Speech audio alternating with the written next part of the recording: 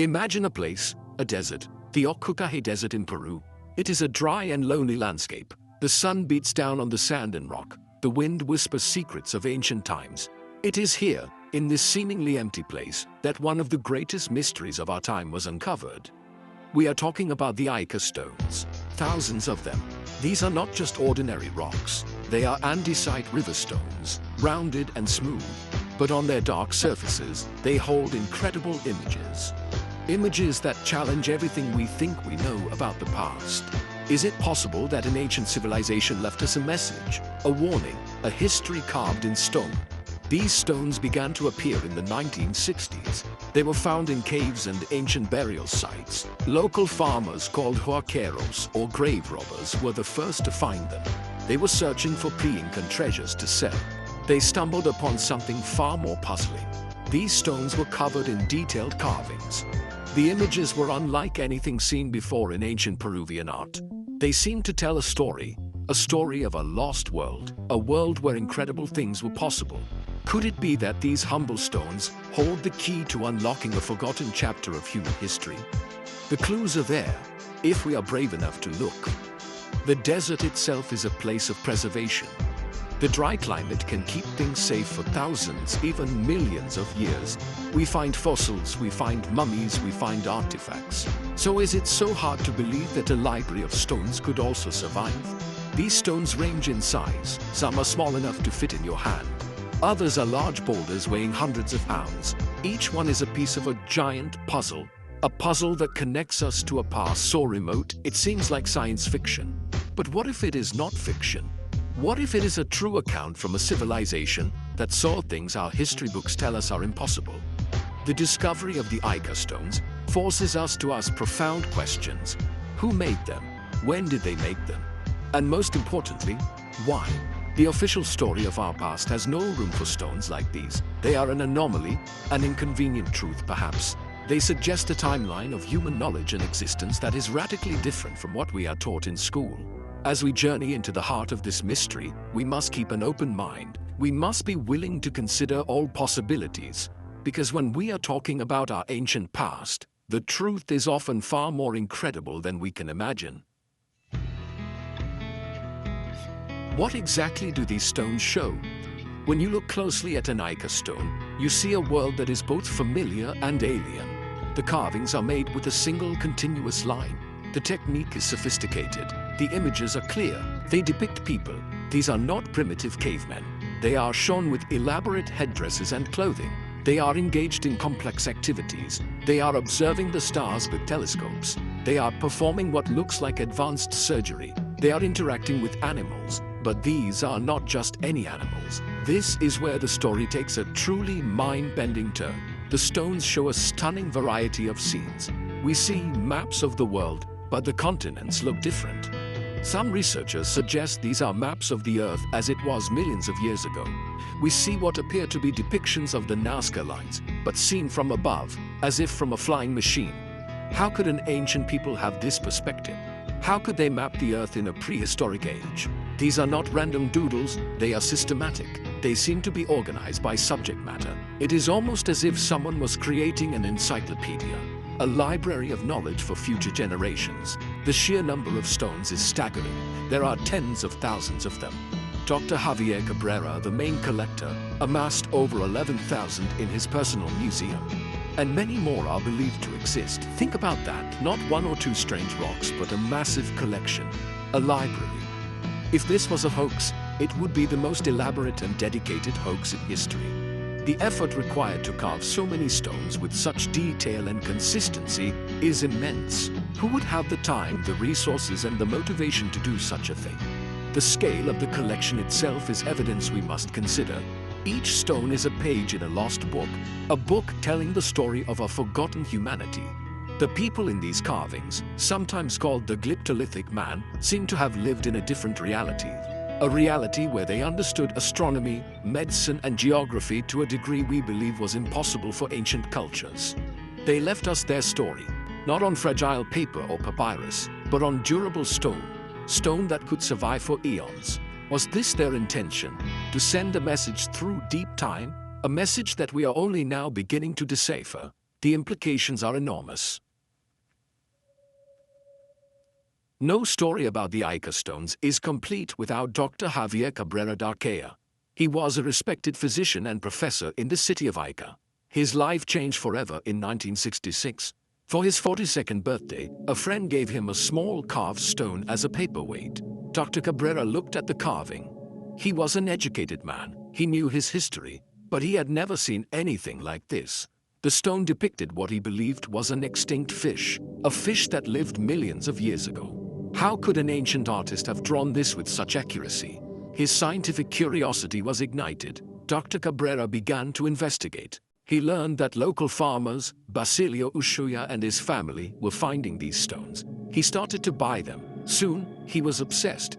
He was not just a casual collector, he was on a mission. He wanted to understand what these stones were telling him. He bought thousands of them. He dedicated his life to studying them. He turned his home into a museum, the Museo de Piedras Grabadas, to display his collection and share his findings with the world. He believed he had found proof of a lost, highly advanced civilization.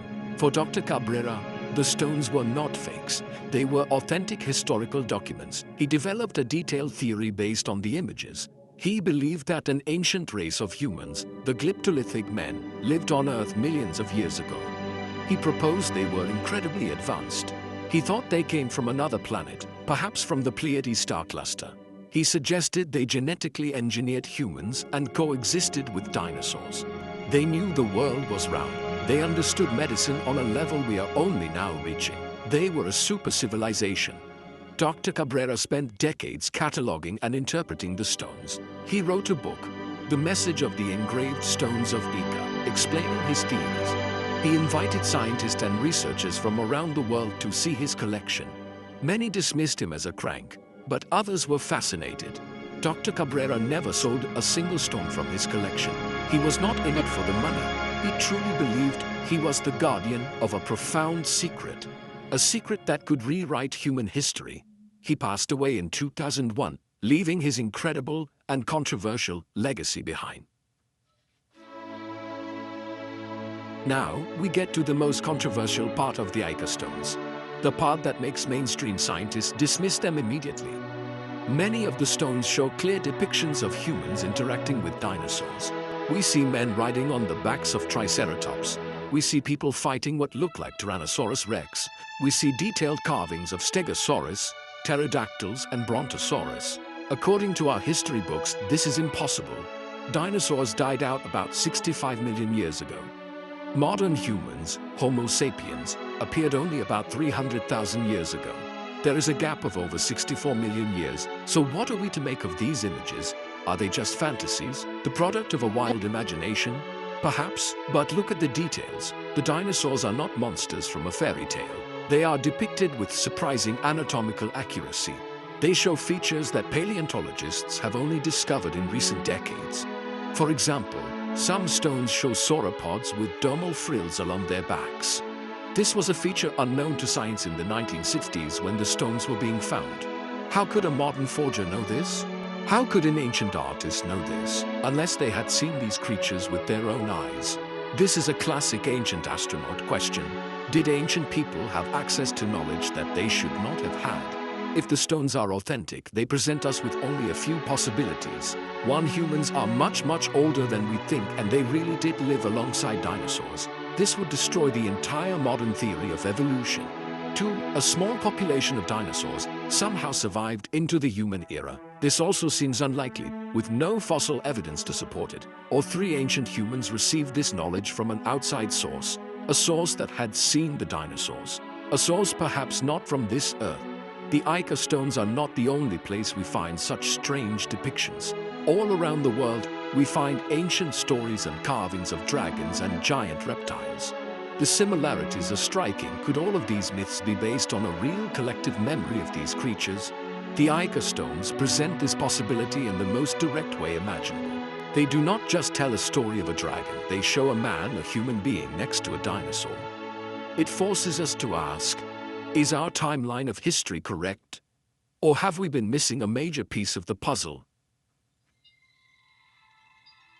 Beyond the dinosaurs, another set of carvings on the Ica stones is just as shocking. These stones appear to show highly advanced medical procedures. We see detailed scenes of surgery. People are lying on operating tables. Surgeons are using complex instruments. One of the most famous series of stones shows what appears to be a heart transplant operation. You can see the surgeons removing the old heart and preparing to insert a new one. You can even see tubes connecting the patient to what looks like a life support machine, perhaps to circulate their blood during the procedure. How is this possible?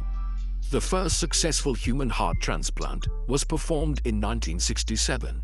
These stones were being discovered before and during that time. How could an ancient culture or a modern forger in rural Peru have such a detailed understanding of this complex procedure? The stones also show brain surgery. They show cesarean sections with a baby being lifted from the mother's abdomen. They show the use of acupuncture needles. They show blood transfusions. The level of medical knowledge depicted is astonishing. It seems to be on par with, or even beyond, 20th century medicine. Skeptics argue that these are just symbolic representations, that they are not meant to be taken literally. Perhaps they show shamanic rituals, not actual surgery, but the details suggest otherwise. The placement of incisions, the types of instruments shown, the careful attention to the organs, it all points to a real practical knowledge of human anatomy and surgical techniques. The people in the carvings are not magicians. They are doctors, they are scientists. They are applying knowledge to save lives. This is a picture of a civilization that valued science and medicine. If these stones are authentic, it means that an ancient civilization had mastered surgeries that we consider modern miracles. This would force us to completely rethink the history of science and technology. Where did they get this knowledge? Was it developed over thousands of years of research, or was it given to them, perhaps by extraterrestrial visitors who had already mastered biology and medicine? This is a question we must ask. When we see evidence of technology that is out of place and out of time, we have to consider an extraterrestrial explanation. The Ica stones present us with exactly that kind of evidence. Naturally, the amazing claims of the Ica stones have attracted a lot of skepticism. Mainstream archaeology and science have almost completely dismissed them as a modern hoax. The arguments against their authenticity are strong, and we must look at them. First, the stones have no clear archaeological context. They were not excavated by professional archaeologists in a controlled dig. They were brought to Dr. Cabrera by local farmers. This makes it impossible to date them using traditional methods like stratigraphy, which analyzes the layers of soil they were found in. Without this context, their origin is always in question. Second, the stones are made of andesite. This is a very hard volcanic rock. However, geologists have noted that the carved lines on the stones show no signs of ancient weathering. The grooves look fresh. If these stones had been carved thousands or millions of years ago, we would expect to see some patina, some aging, some microscopic wear and tear inside the lines. The lack of this weathering is a major red flag for many scientists. It suggests the carvings were made recently.